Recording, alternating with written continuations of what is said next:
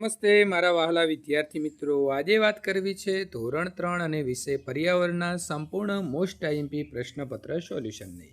એ પહેલાં ચેનલની અંદર પ્રથમવાર આવ્યા છો તો સબસ્ક્રાઇબનું બટન મિત્રો ખાસ દબાઈ દેવા નમ્ર વિનંતી છે। વિદ્યાર્થી મિત્રો 8 થી 10નો ટાઈમ રહેશે અને કુલ ગુણ રહેશે 40। સૌ પ્રથમ આપણે શું કરીશું તો આપણું શાળાનું નામ, તમારું નામ લખીશું અને રોલ નંબર એકદમ ચોખ્ખો સાહેબ વાંચી શકે તેવું લખીશું। સૂચના પ્રમાણે કામ કરવાનું છે। પહેલો પ્રશ્ન છે, નીચે આપેલા ચિત્રનું અવલોકન કરી 2-3 વાક્ય લખો। તો મિત્રો તમે આ પ્રકારનો જે છે તે મકાન એટલે કે ઝૂંપડી જોઈ હશે। તો આ ચિત્ર ગામડામાં જોવા મળતા ઘાસ અને માટીથી બનેલા કાચો મકાન, જેને આપણે કૂબો અથવા ઝૂંપડી કહીએ છીએ, તો તેનું છે। તો તમે બંને વાક્ય લખશો તો સાચું છે। આ મકાનની છત ઘાસ અને લાકડાની બનેલી છે, જે ઉનાળામાં ઠંડક આપે છે। આવા મકાનો ખાસ કરીને કચ્છના રણ પ્રદેશમાં અથવા અંતરિયાળ ગામડાઓમાં જોવા મળે છે। ચિત્ર જોઈને લખવાનું છે તો આ ચિત્ર શાનું છે? તો વિદ્યાર્થી મિત્રો આપણે ભણી ચૂક્યા હતા, સરસ મજાનું પરબીડીઓ વિશે ભણવાનું આવતું હતું, આ એનું ચિત્ર છે।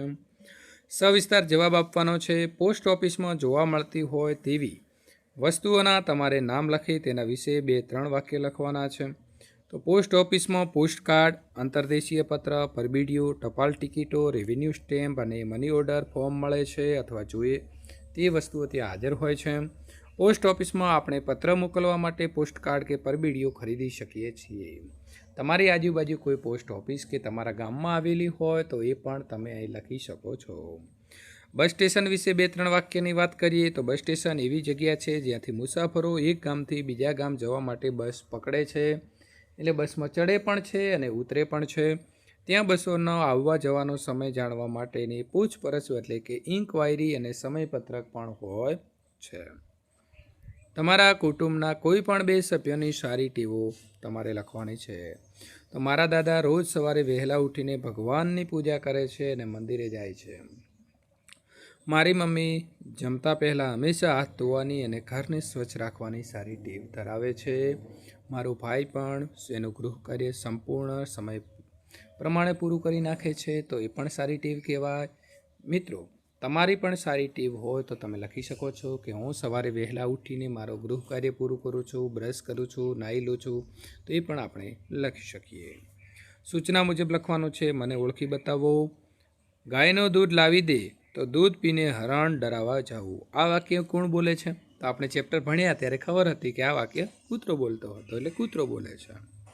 કુંભારને ઘડો બનાવવા કઈ કઈ ચીજ વસ્તુની જરૂર પડે છે? તો આપણે મિત્રો ચેપ્ટર ભણી ચૂક્યા અને તમારા ગામમાં પણ તમે કુંભારના ઘરે જોયું હશે કે ઘડો બનાવવા માટે મુખ્ય કાચો માલ માટી જોઈએ છે, પાણી, માટીને ગૂંદવા અને નરમ બનાવવા માટે, ચાકડો, જેના ઉપર માટીને રાખીને તે આકાર આપવામાં આવે છે, લાકડી, ચાકડાને ફેરવવા માટે, ટીપણું અને લાદ તો હથોડી જેવું સાધન જે ઘડાને આકાર વ્યવસ્થિત કરવા માટે અને ટીપવા માટે, નીભડો જેને આપણે મિત્રો ભઠ્ઠી કહીએ છીએ, જે ઘડાને પકવીને મજબૂત બનાવવા માટે।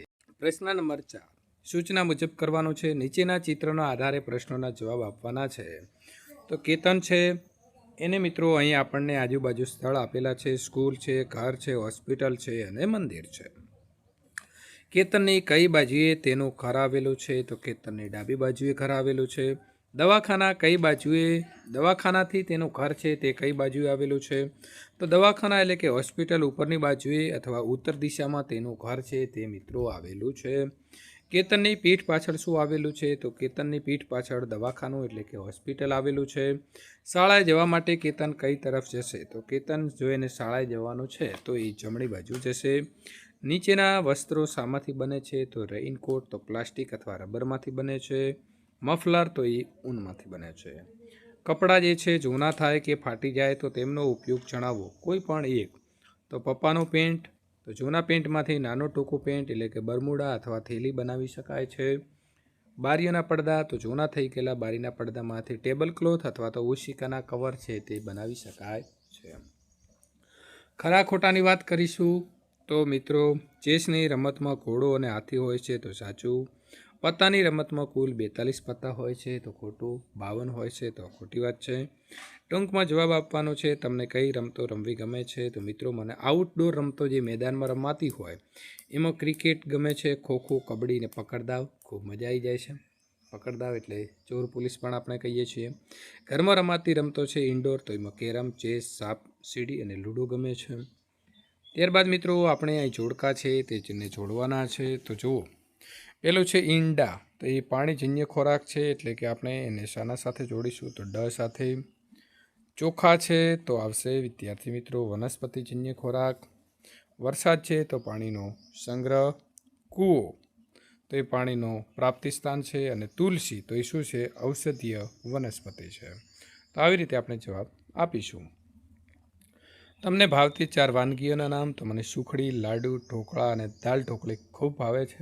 તમને ગમતા હોય એવા તમે લખી શકશો. 3-4 વાક્યમાં જવાબ આપવાના છે. પાણી બચાવવાના ઉપાયો, તો મિત્રો બ્રશ કરતી વખતે તમારે વાસણ માંજતી વખતે નળ ચાલુ ન રાખવો જોઈએ, જરૂર હોય ત્યારે જ ખોલવો. સ્નાન કરવા માટે ફુવારાના બદલે ડોલ અને ટ્રમ્બલરનો ઉપયોગ કરવો જોઈએ જેથી પાણીનો બગાડ ઓછો થાય. શાકભાજી કે ફળો ધોયા પછી વધેલું પાણી ફેંકી દેવાના બદલે તેને ફૂલ છોડ કે બગીચામાં નાખવું જોઈએ. પ્રશ્ન નંબર વિદ્યાર્થી મિત્રો 7 સૂચના મુજબ લખવાનો છે. ખાલી જગ્યા પૂરો. ઘોડાનું રહેઠાણ, તો એને તબેલું કહેવાય. નીચેના કોષ્ટકમાં તમે જોયેલા પ્રાણી અને જીવજંતુઓના નામ લખવાના છે. તો પ્રાણીઓ તો મિત્રો આપણે ખૂબ જોયા હશે. ગાય, ભેંસ, કૂતરો, બિલાડી, બકરી. આ ઉપરાંત તમે જેટલા પણ પ્રાણીઓ જોયા હોય તેના નામ અહીં તમે લખી શકો છો. જીવજંતુઓના નામ વાત કરીએ તો કીડી છે, મકોડો છે, વંદો, માખી, મચ્છર. તમારા ગામનું નામ તમારે લખવાનું છે. તો મિત્રો મારું ગામ છે માંગરોળ. તો નજીકમાં આવેલો તાલુકો કયો છે? તો થરાદ. તો એવી રીતે તમે પણ તમારા ગામનું નામ લખશો. તમારા જે છે એ તાલુકામાં આવેલા કોઈ પણ 2 જોવાલાયક સ્થળ, તો આ શ્રી સેણલમાનું મંદિર માંગરોળમાં આવેલું છે. શ્રી ધરણીધર મંદિર ઢીમા આવેલું છે. લોણાલની અંદર મિત્રો નકળંગધામ આવેલું છે. તો આવા તમે દેવસ્થાન લખી શકો છો.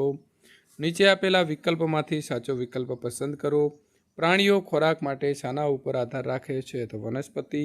ઈંટો શામાંથી બને છે? તો માટીમાંથી.